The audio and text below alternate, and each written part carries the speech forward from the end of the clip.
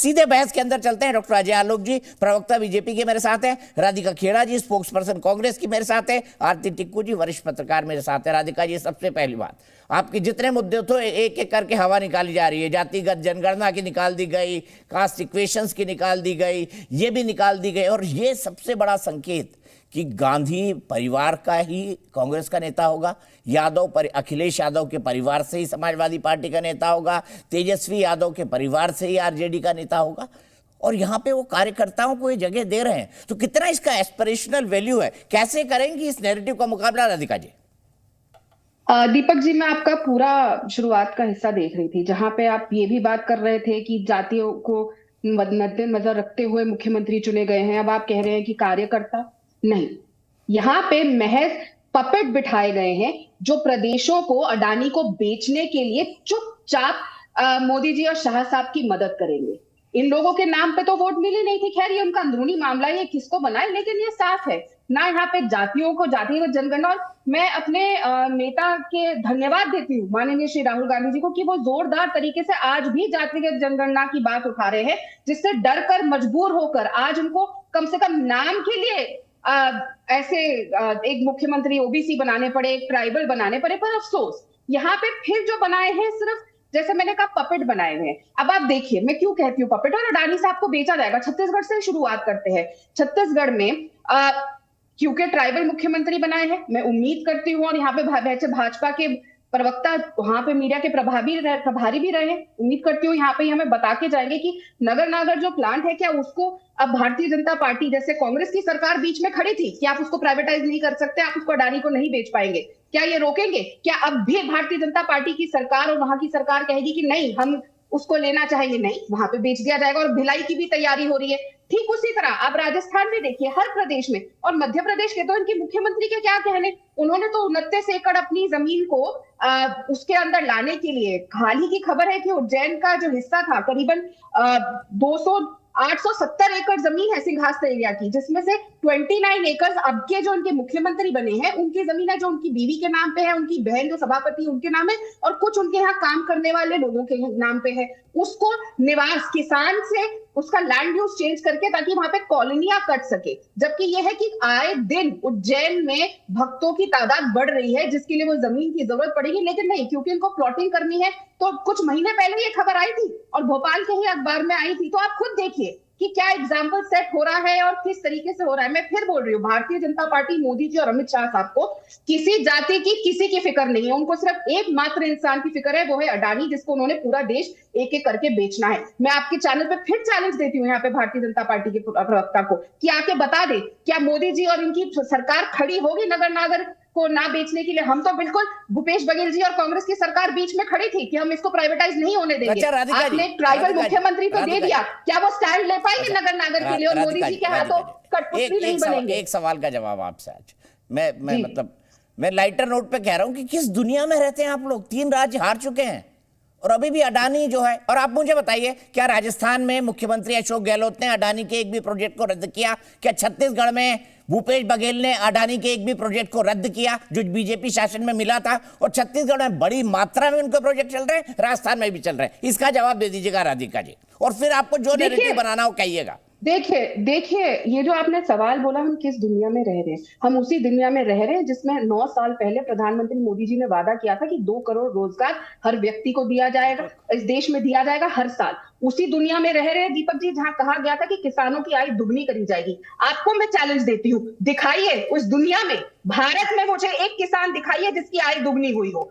आप नहीं दिखा पाएंगे और कोई नहीं दिखा पाएगा। लेकिन हमने ये जरूर देखा, कोरोना काल में हमारे किसान लाठियां खा रहे थे और वो 3 काले कानूनों के खिलाफ विरोध कर रहे थे। हम ये भी देख रहे हैं कि अनएम्प्लॉयमेंट चरम सीमा पे है। हम इसी दुनिया में रह रहे हैं साहब, हम उसी दुनिया में रह रहे हैं जहां पे 9 साल पहले वादा किया गया था पेट्रोल डीजल के दाम 50 रुपए होंगे। ये भी वादा किया गया था कि पेट्रोल की डॉलर रुपया एक बराबर होगा। क्या है? क्या हम उसी दुनिया में रह रहे हैं जहां पे 3 राज्यों में ये बार बार जो कहते थे कि रेवड़ी के नाम पे इन्होंने 12,000 रुपए अगर वहां महिलाओं को देने का वादा किया है और 500 रुपए का सिलेंडर। हम उसी दुनिया में है दीपक जी जहां पूरा देश इंतजार कर रहा है कि हर जने को, आपको और हमसे क्या दुश्मनी है, हमें क्यों नहीं 500 रुपए का सिलेंडर दिया किया जा रहा है। आप तो उत्तर प्रदेश में रहते हैं, नोएडा में, मैं समझती हूँ, वहां पे तो दिल्ली में भारतीय रहता जनता हूँ राधिका पार्टी जी, आपकी कॉन्स्टिट्यूएंसी के बगल में रहता हूँ, बिल्कुल आपकी अच्छा, कॉन्स्टिट्यूएंसी तो मुझे पता है, और मेरी ससुराल वही है, मेरी ससुराल वही है राधिका जी। अच्छा, तो उत्तर आपकी प्रदेश, कॉन्स्टिट्यूएंसी में ही है, जनकपुरी हरिनगर में ही है। अच्छा, तो उत्तर प्रदेश में देखिए इनकी सरकार है, बगल का ही राज्य है, हरियाणा है, क्या वहां पे 500 रुपए का सिलेंडर मिल रहा है? ठीक है, क्यों इन सब के, चलिए क्यों अब लोगों के साथ? तो हम इस दुनिया में रह रहे हैं, आवाज तो उठाई जाएगी। ठीक ठीक बोला आपने, ठीक बोला, और आपका बोलने का हक भी है। मैं सीधे यहां से अजय आलोक जी के पास चलता हूं। अजय आलोक जी, अडानी को सब बेचने जा रहे हैं। कुंठा निराशा का कोई अंत नहीं होता है दीपक जी। आज के दिन बधाई देनी चाहिए थी मुख्यमंत्रियों को, तो कुंठा निराशा फ्रस्ट्रेशन फूट फूट के निकल रहे हैं राधिका जी से। अरे छत्तीसगढ़ में इतने हम लोग साथ थे, लगातार बताते गए इनको कि हम लोग जीत रहे हैं, सरकार बन रही है, भूपेश बघेल जी जा रहे हैं क्योंकि पे हैं नाम में, बेच दिया छत्तीसगढ़ को, 36 वार किए तो जनता ने बदला लिया। लेकिन यहाँ आज आपके नेशनल टीवी पे बैठ के मुझे आज लड़ने का मन नहीं है इनसे। मैं आनंदित हो रहा हूँ इनके फ्रस्ट्रेशन से, क्योंकि इसी फ्रस्ट्रेशन में इन्होंने तमाम मुख्यमंत्रियों, उनकी जातियों का अपमान कर दिया, ब्राह्मणों का अपमान किया देश भर के, इन्होंने एक आदिवासी का अपमान किया जिसकी उनको आदत लगी हुई है, और ओबीसी मुख्यमंत्री जो हमारे मध्य प्रदेश में बने हैं, तीनों का अपमान किया जब उन्होंने कहा कि पपेट बैठा दिया है। ये क्या परिवारवादी पृष्ठभूमि से निकल के आए जो पपेट बनेंगे? या भैया ने बनाया, या बहना ने बनाया है, या अम्मा ने बनाया है? जो अभी से उनको तेलंगाना की अम्मा बुलाते हैं, पपेट उसको कहते हैं जिन्होंने तेलंगाना के स्वाभिमान को बेच दिया। सोनिया अम्मा कहते हैं। इन्होंने कब बोला मोदी पप्पा, मोदी पप्पा?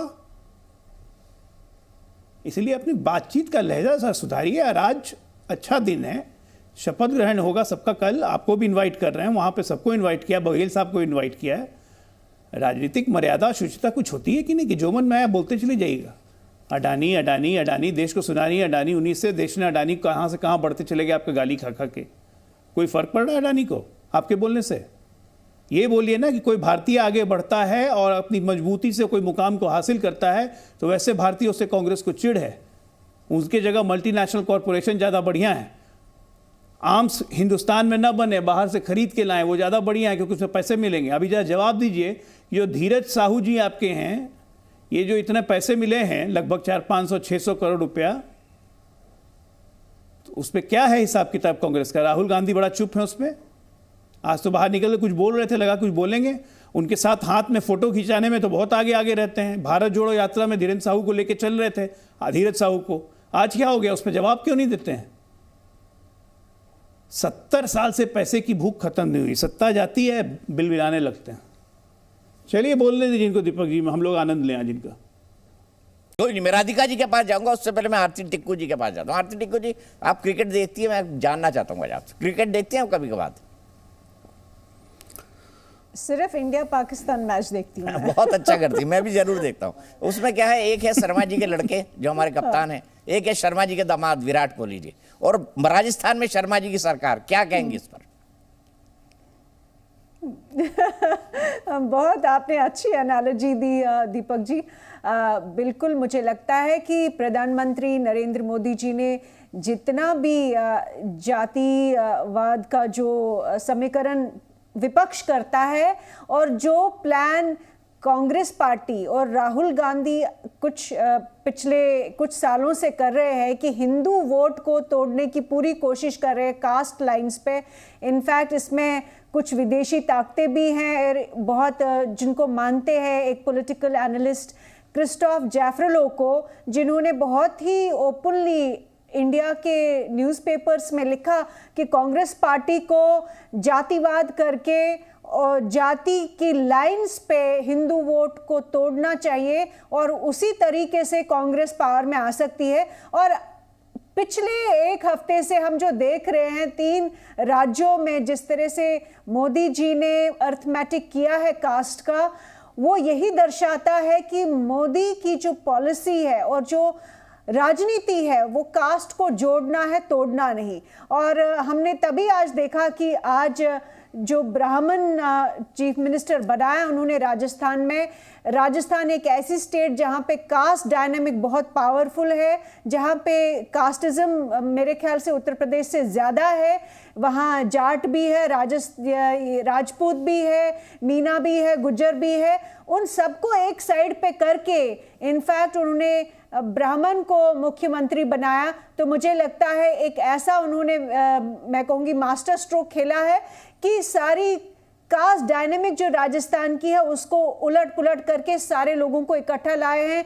दिया कुमारी को उन्होंने राजपूत, और जो दूसरे उप मुख्यमंत्री है जो कि शेड्यूल कास्ट से है। तो ये बिल्कुल ये दर्शाता है कि प्राइम मिनिस्टर मोदी 2024 पे नजर रखे हुए हैं। और साथ ही साथ मैं ये कहूंगी कि एक बहुत बड़ा मैसेज जो दिया है प्राइम मिनिस्टर मोदी ने कि वो अपनी पार्टी में फुल डेमोक्रेटाइजेशन, जो लोकतंत्र हम सिर्फ देश की बात करते हैं, वही लोकतंत्र उन्होंने अपनी पार्टी में दिखाया है कि कोई भी किसी पॉलिटिकल इन्फ्लुएंस हो या नहीं हो, पॉलिटिकल बैकग्राउंड हो या नहीं हो, आपके पास फाइनेंशियल बैकग्राउंड हो या ना हो, आप कल्पना कर सकते हैं और एस्पिरेशन रख सकते हैं कि आप मुख्यमंत्री भी बने और प्रधानमंत्री बने इस देश के। तो मुझे लगता है एक बहुत पावरफुल मैसेज है। साथ ही साथ उन्होंने दिया कुमारी जो कि महिला है, महिला उप मुख्यमंत्री, एक वुमन जो उनका वोट बैंक है, वोट बेस है, उसको भी उन्होंने एड्रेस किया है, कास्ट को उन्होंने एड्रेस किया है। और साथ ही साथ मुझे लगता है एक बहुत स्ट्रॉन्ग मैसेज है ऑपोजिशन को कि कास्ट पे आप देश को मत तोड़िए, हम कास्ट जोड़ना चाहते, तोड़ना नहीं चाहते। तो मुझे लगता है एक बहुत अच्छा उन्होंने स्ट्रेटेजिक प्लान से ये चॉइसेस ली है तीनों राज्यों में। ठीक है, मैं सीधे यहां से चलता हूं राधिका जी के पास। राधिका जी देखिए, विश्लेषण, और मैं आरती जी के इस बयान से सहमत हूं। उन्होंने एक विदेशी इंटेलेक्चुअल का जिक्र किया जो कह रहा है कि कांग्रेस को जो है जातियों की बात करके जातियों में तोड़ना चाहिए क्योंकि बीजेपी को हिंदू वोट करता है। अब आरोप आप पे ये लग रहे हैं कि मोदी जी तो जातियों को जोड़ रहे हैं अलग अलग तरह से, और आप लोग जो है तोड़ रहे हैं। आपका नैरेटिव है तोड़ो जातियों को, जाति जनगणना कराओ। जिसकी जितनी आबादी उसका उतना हक, इसमें क्या तकलीफ है? जातियों का समीकरण देख के ही तो यहाँ पे मुख्यमंत्री बनाएंगे ना, जैसा आप लोग कह रहे थे, जो रिपोर्ट आपकी थी, जिस बात पे चर्चा हो रही थी डिबेट शुरू होने से। तो पहले आप लोग ये तय कर लीजिए। अब दूसरी बात, टीकू मैडम एक बात बोली जो मैं सुन रही थी कि लोकतांत्रिक तरीके से, मुझे ये बताने आज वो इतनी उन्होंने स्टडी करी है भारतीय जनता पार्टी पर, मोदी जी के इन चॉइसेस पे, कि किसने उनका नाम सजेस्ट किया? क्या विधायक दल की मीटिंग में उनका नाम किसी ने लिया था? यादव साहब का नाम किसने लिया? शिवराज चौहान साहब के नाम पे। मुझे आज उनके लिए बुरा भी लग रहा है कि इतने मेहनत करी, लेकिन नहीं, क्योंकि वो मोदी जी से बड़े हो जाएंगे। खैर, इनका अंदरूनी मामला है, जो भी करे, लेकिन जिसने इतनी मेहनत करी और वापस पार्टी को लेके आए, उनको बनाना चाहिए था। तो किस नाम, जो ये 3 नाम आए, किसने वोट किया? लोकतांत्रिक तरीके से। मैं जैसे मैंने कहा कि ये उनका अंदरूनी मामला है, वो जिसको मर्जी बनाए, लेकिन लोकतांत्रिक नहीं है। ये सिर्फ 2 जनों का तांत्रिक तरीका है, शाह साहब और मोदी जी का। तो लोकतांत्रिक ना कहे, लोकतांत्रिक शब्द की इतनी बेइज्जती ना कहे। अब आते हैं भारतीय जनता पार्टी के प्रवक्ता पे। तो मैं उनको बात कहना चाहूंगी कि अहंकार में, सुनिएगा ध्यान से, भारतीय जनता पार्टी के प्रवक्ता जी आलोक जी सुनिएगा, अहंकार ने रावण का भी पतन करवाया था, जिसने कभी देवताओं को भी हराया था। तो याद रखिएगा, ये जो अहंकार से आप मुझसे बात कर रहे थे और यहाँ बोल रहे थे, इतना अहंकार अच्छा नहीं है। और रही बात, मैं फिर दोहराऊंगी, जिस तरीके के शब्दावली उन्होंने मेरे लिए इस्तेमाल करी, जिस तरीके की शब्दावली उन्होंने मेरे नेताओं के लिए इस्तेमाल करी, ये मत भूलिए कि आप अपने राष्ट्रीय अध्यक्ष का हिमाचल भी हारे हैं, कुछ समय पहले कर्नाटक भी हारे हैं, तेलंगाना भी हारे हैं। तो इसमें इतना घमंड मत करिए।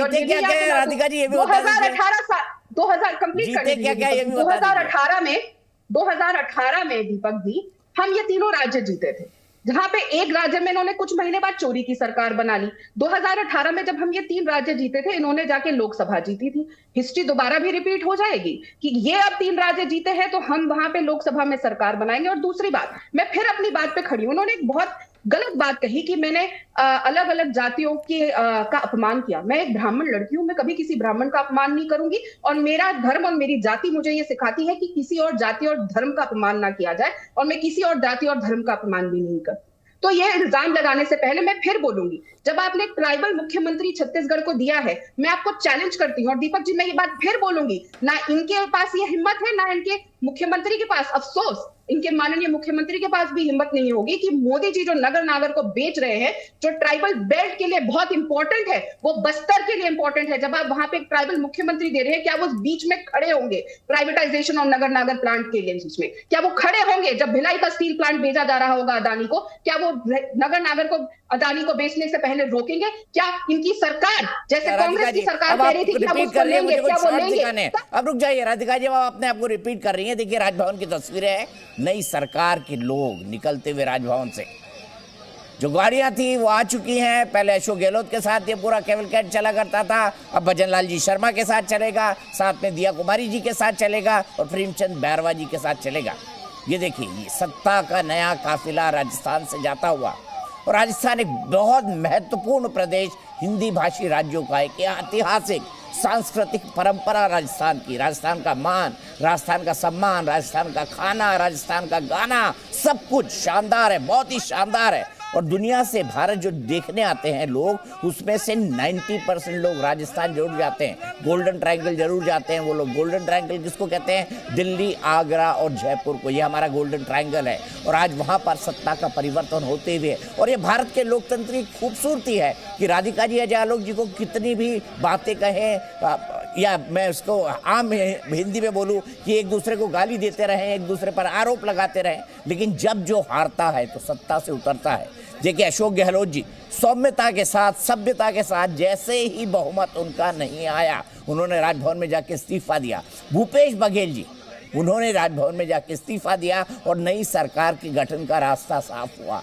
दिल्ली में भी ऐसा ही हुआ है। मनमोहन सिंह जी जब हारे, सौम्यता के साथ उन्होंने जाकर इस्तीफा दिया, नरेंद्र मोदी जी ने कार्यभार संभाला, और जब अटल बिहारी वाजपेयी हारे, उन्होंने ग्रेसफुली जाकर इस्तीफा दिया, और उसके बाद जो है डॉक्टर मनमोहन सिंह ने प्रधानमंत्री के तौर पर शपथ ली। तो ये भारत के लोकतंत्र की महान परंपरा है, हमें से भूलना नहीं चाहिए। राजनीतिक अनुभव, राजनीतिक कटुता, जो कुछ भी रहे, लेकिन भारतीय लोकतंत्र महान इसलिए है क्योंकि जब कोई चुनाव हारता है, कितने भी डिफरेंसेस के साथ हारे, लेकिन वो आने वाली पार्टी के लिए सत्ता जरूर छोड़ देता है। हमारे देश पाकिस्तान जैसा नहीं कि वहां का प्रधानमंत्री या तो पद पे रहता है, या जेल में रहता है, या दुबई में रहता है, या लंदन में रहता है। ये भारतीय लोकतंत्र की महानता है, और इसीलिए भारत आज दुनिया की एक सबसे बड़ी ताकत बनने जा रहा है। और मैं कहूं कि भारत आने वाले समय में दुनिया के पूरे नैरेटिव को लीड करेगा, तो इसमें भी कोई अतिशयोक्ति नहीं होगी। पूरी दुनिया से रिपोर्टिंग करने के बाद मैं ये बात कह सकता हूं कि भारत का मान सम्मान पिछले 2 दशकों में लगातार बढ़ा है,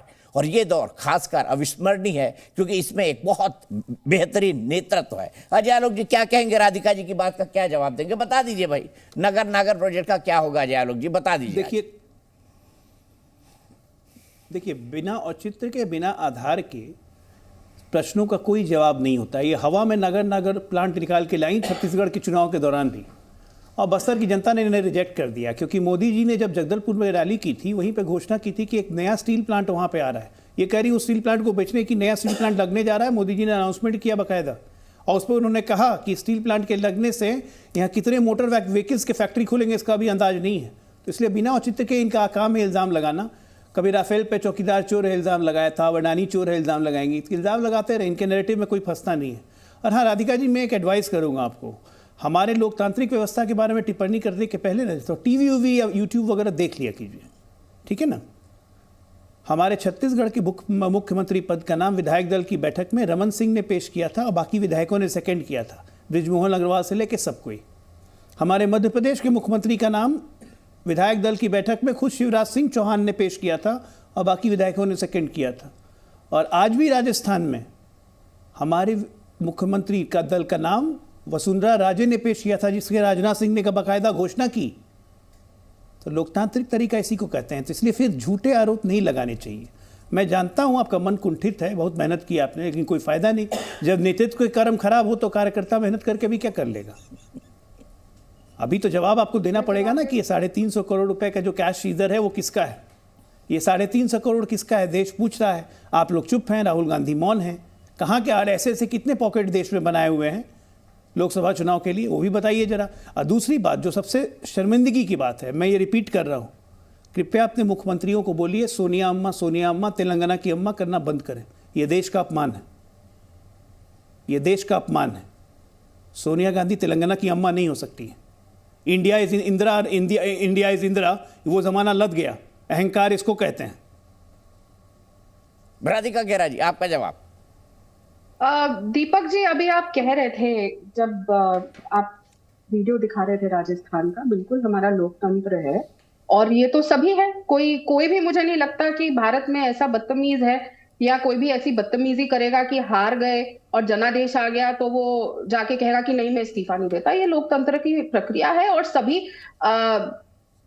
राधिका जी, मैं उसी महानता को बता रहा हूं। दूसरी बात आपने और जो बात बोली, और कुछ नहीं कर रहा था। और जो बात बोली, एक बात जो आपने बोली जिसपे मुझे आपत्ति है, आपने कहा कि हमारा लोकतंत्र है, गाली दे दी जाती है। राधिका ने क्या क्या बोल दिया, मैंने क्या बोला अजय आलोक? अरे मैंने तो कुछ भी नहीं बोला, मैंने इतना ही बोला कि अहंकार है। मेरी शब्दावली में आप रिवाइंड करके दिखा दीजिए, मैंने अच्छा, आपत्ति बोला हूं। लेकिन अजय आलोक साहब ने मेरी नेता के लिए, चाहे राहुल गांधी जी हो या सोनिया गांधी जी हो, उनके लिए आपत्तिजनक टिप्पणियां जरूर करी। तब आपने एक बार नहीं बोला, लेकिन आपने ये मैं उनसे पूछ लूंगा। मुझे राधिका जी प्लीज, मुझे बोलना जरूरी था। अच्छा, मुझे एक मिनट दे दीजिए। मेरे पास एक तस्वीर आई, वो मैं दिखाना चाहता हूं। ये राजस्थान के विधायक दल की आज बैठक है। राजस्थान के जो मुख्यमंत्री बने हैं भजन लाल शर्मा जी, वो आखिरी पंक्ति में खड़े हैं क्योंकि फर्स्ट टाइम एमएलए, आखिरी पंक्ति में, और उठा के उन्हें बिठा दिया गया है नंबर 1 की कुर्सी पर। तो ये भारतीय जनता पार्टी का खुद अपना जो खुद का एक तरीका है, एक पॉलिटिकल क्लाइमेक्स बना के रखने का, आखिरी वक्त तक सरप्राइज करने का, और अपनी पार्टी अपने देश को सरप्राइज करते हैं। इस तरह के फैसले से प्रधानमंत्री मोदी, अगर ये कहा जाए तो गलत नहीं होगा। अब दूसरी तस्वीर दिखाता हूं। यहां पर मोहन यादव जो दूसरी बार के एमएलए हैं, देखिए कहां खड़े हैं। ये भी खड़े हैं सेकंड लास्ट रो में।